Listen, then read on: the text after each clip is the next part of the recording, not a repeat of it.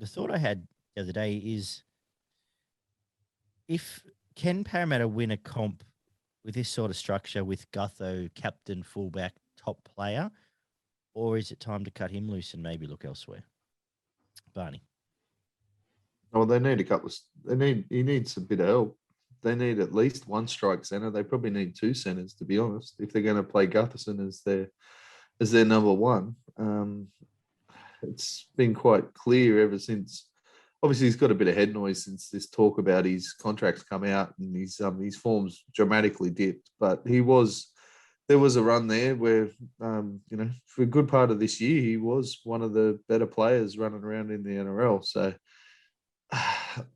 I can't see him getting anywhere near $1 million, to be honest. Apparently, he was offered $750 by Parramatta, and he's knocked it back, which to me that seems pretty fair. That seems sort of, he's definitely not the top tier fullback. So if you're relying on him to be the guy who wins your comp, no, I can't see Parramatta winning a comp. He's your strike player? No.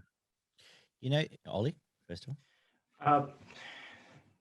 Not with the current situation. They do need a couple of players in there. The big worrying thing for me is, in this situation, let's say Para end up caving and do give him $1 million deal. They've also got 7 other first grade starting players, I believe, who are off contract too. I believe it's something around $4 million in their cap. I know 2 of those players are Isaiah Papali'i, who's currently on something like 150K. He'll be getting an upgrade. He has to. And Maratani Kore is one of the other ones.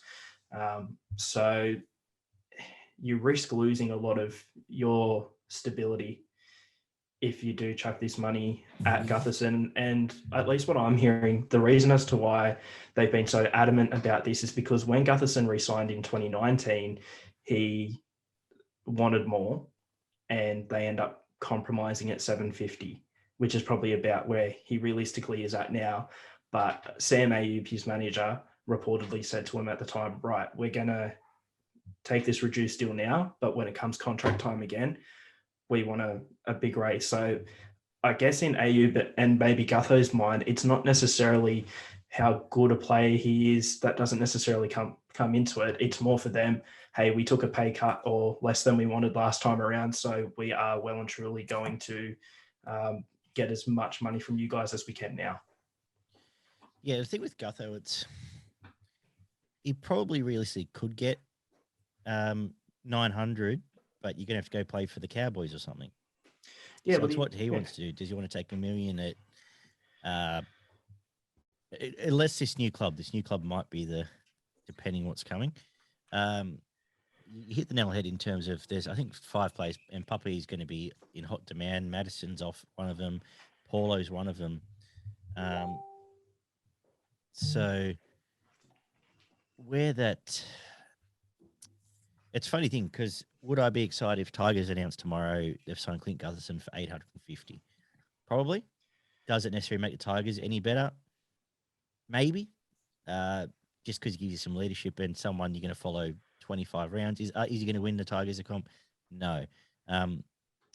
Would I be more excited about Papahi for 5 or Paulo for 6? I'll be more excited about Mofo Waker for 6, but that's a different story. But yeah, it's a funny thing, and it's, if you're just happy to accept running 9th and being the captain and getting 900 or $1 million, it's probably not going to be at Para. And maybe that's where both clubs needed to sit back and go, you know what, do your best, Gutho, see ya. The funny thing is, how many blokes out there on $1 million a year are going to win your comp off their own bat? There's not many blokes out there that can win you a comp, or even a game, off their own bat, and none of them are on $1 million either. So I know people are exactly right, and people are only worth the market you're paying.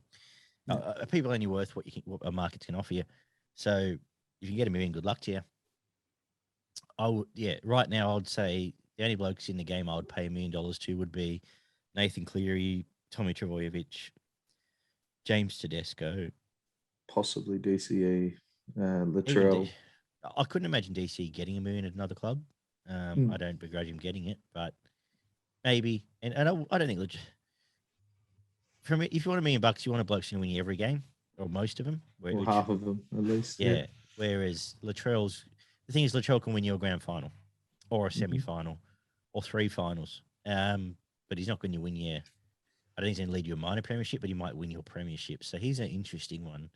I'd want to see more of, and I don't know what he brings off the field either. But yeah, David Fifita's not going to win your comp. No. Yeah, and there's a few other blokes that are around that $1 million mark that probably aren't going to win you more than maybe 1 or 2 games a year. So tough one.